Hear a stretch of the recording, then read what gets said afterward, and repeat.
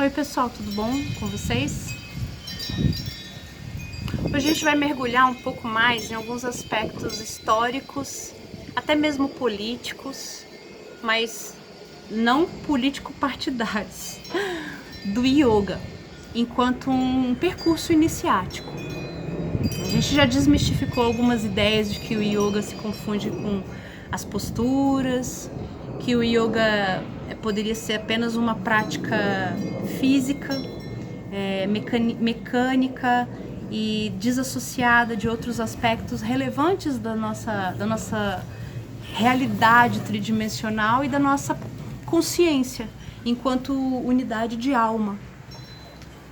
Em relação aos aspectos históricos, é muito importante fazer essa referência ao fato de que o yoga contém algumas inserções. Ele está muito inserido enquanto um darshana em vários momentos da história do que hoje a gente tem como a Índia, né? Então há uma controvérsia enorme sobre período de tempo. A gente sempre busca origem, né? A gente sempre está buscando as origens, um marco zero, uma linearidade temporal para justificar ancestralidade e nascimento. Então, em relação a isso, o yoga, se tem inserções do yoga desde os Vedanta, desde a Bhagavad Gita. Aliás, um capítulo inteiro da Bhagavad Gita faz referência ao yoga como um caminho de dissociação do apego aos frutos da ação, né? No diálogo emblemático entre Arjuna e Krishna.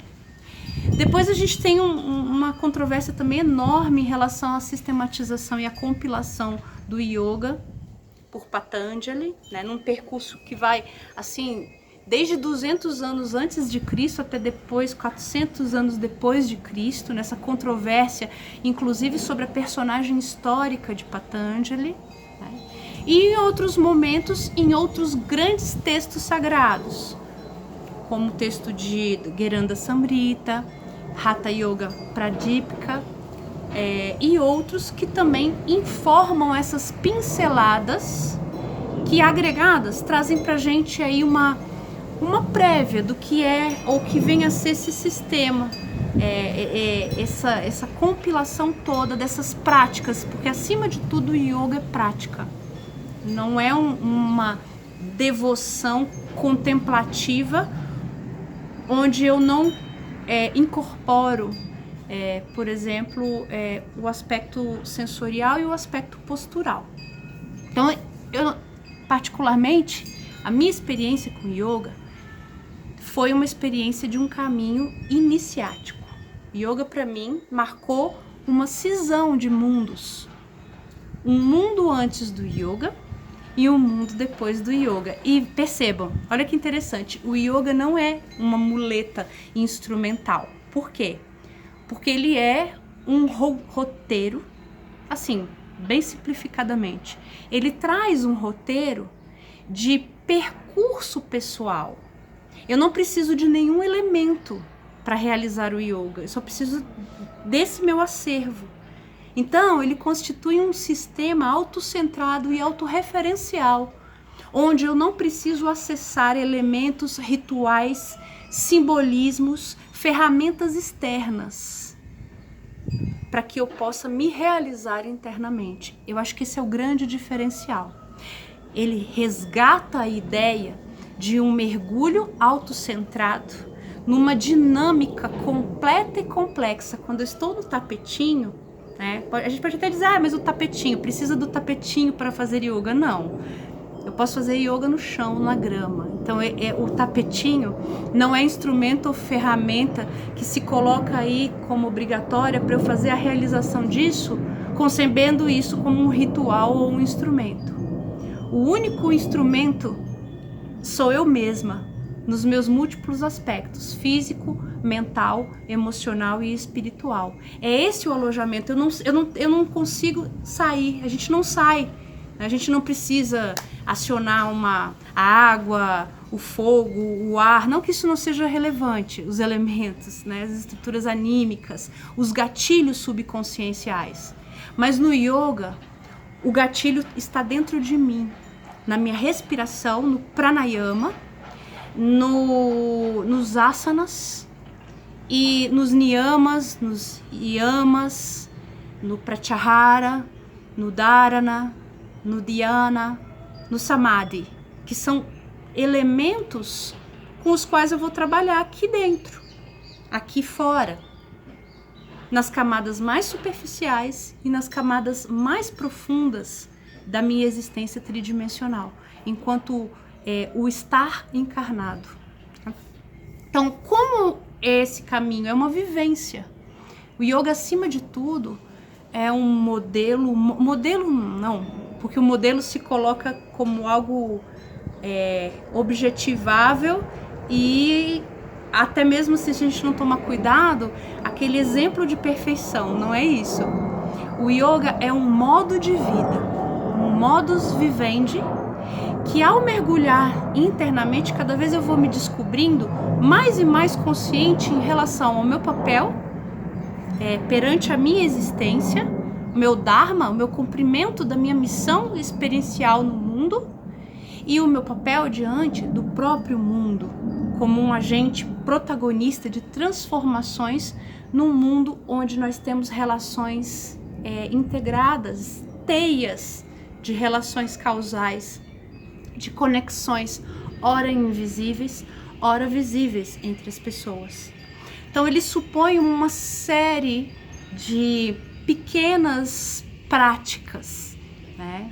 E também ele tem um aspecto conceitual, obviamente, filosófico no sentido de abstrato, mas a abstração do yoga, ela não pode prescindir de um mergulho nessa capacidade, nessa habilidade de realização prática, realização espiritual no aqui e no agora por intermédio das minhas ações e das minhas condutas.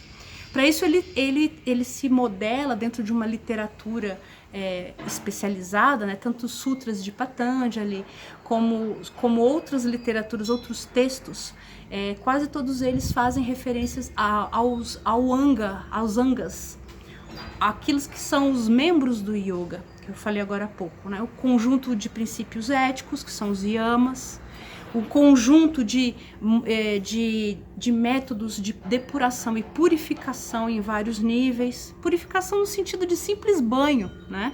Que são os niyamas, o asana, que é o assento confortável, onde eu assento o meu corpo e o preparo para estados alterados de consciência e situações de imobilidade e de impermanência ao mesmo tempo, né? O pranayama, que é o movimento, o fluxo consciente da respiração, da internalização do prana e desse ir e vir, desse fluxo e essa troca em relação ao quanto eu sorvo do universo beneplácito e benigno para mim e o quanto eu devolvo para ele na minha respiração, né? Devolvendo para as plantas gás carbônico nesse sistema de trocas que ele é perfeito. O pratyahara, que diz respeito justamente ao fato de eu tomar a iniciativa e a cautela de me observar nos meus 5 sentidos, né? Na visão, na audição, no olfato, no paladar, no tato, e recolhê-los. Por quê? Porque esses 5 sentidos, eles nos ajudam a interpretar o mundo, mas também eles constituem vetores de autoilusão ou de engano, né? Trazendo para a mente informações truncadas que podem gerar realidades truncadas quando não observo um método específico para eu recolhê-los e me observar mais em relação aos meus sentidos. Vou dar um exemplo, né? A gente olha uma sombra e já conclui de antemão que aquela sombra ali é um espírito, né? Sem fazer uma calibração ali em relação ao fato de ser uma sombra, ser uma coruja, enfim. O tato, onde eu tenho a convicção de que eu estou tocando algo que na verdade não é aquilo que eu estou tocando, e por aí vai. A gente vai explorar um pouco mais isso aí também. O dharana, que é a percepção, a concentração, é a habilidade de eu alojar a minha mente oscilante na qual estão pulsando vários pensamentos, várias atividades, cita ou tita, né? E trazer isso para o que é a concentração? É a ação concentrada no centro, que vai se completar no dhyana, o foco, ou seja, a convergência dessa minha ação centrada, onde o desenvolvimento dela e o mergulho nela vai me alavancar para o samadhi, que é o êxtase profundo, onde eu me deparo com essa superação desse desafio egóico e eu me percebo ali, Atma, né? Eu me percebo uma unidade planificada de consciência. Para isso, claro, para todo esse modus vivendi, algumas questões são bem interessantes, né? O trabalho primeiro de dedicação, né? A yoga supõe a prática e não a prática com a ideia mecânica de você vai sair, vai lá pro tapetinho e depois a sua vida volta a ser tudo do mesmo jeito. Não, à medida em que você avança e que você internaliza e que você se lança nesse percurso de cumprimento do seu dharma, do seu propósito de realização de alma enquanto ser encarnado, esse percurso vai te encaminhando naturalmente a uma conscientização cada vez maior de que o yoga não é uma atividade que você está realizando 1, 2, 3 vezes por semana, 1 hora, indo ali em determinado lugar e depois a sua vida continua a mesma. Não é um trabalho como um trabalho de academia, ele não é um trabalho de educação física, né? Não estou aqui fazendo as críticas, estou só situando os locais, né? As atividades.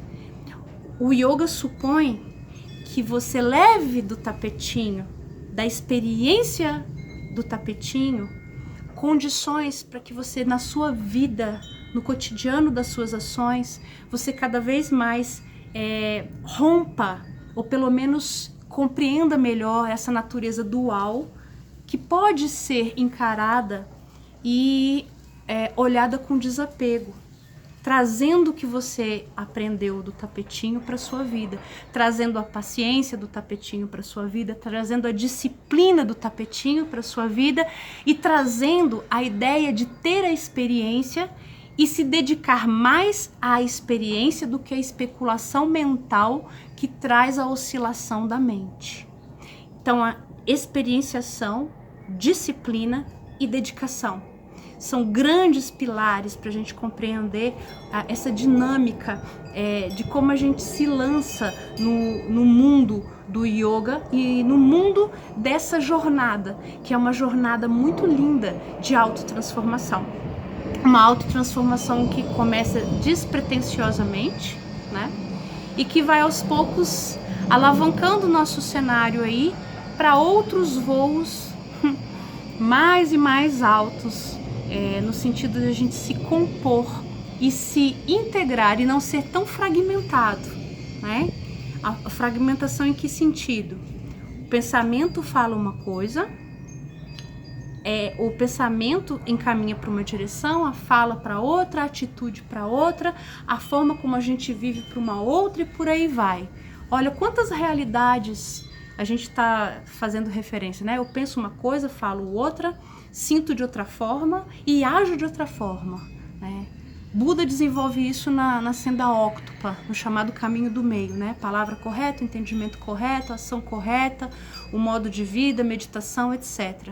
Claro que o budismo vai retirar alguns elementos do yoga para ele se consolidar aí como uma prática, um sistema heterodoxo também, que se inicia na Índia, né? E depois vai se espalhar na Ásia de uma maneira mais consolidada.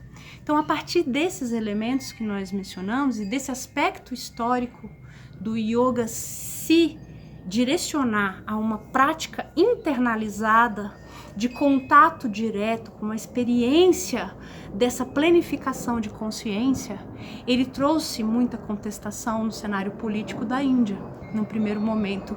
Por quê? Porque ele vai fazer justamente o contraponto a essa exigência e a necessidade de ritos sacrais, coletivizados ou não, que são geridos na figura sacerdotal.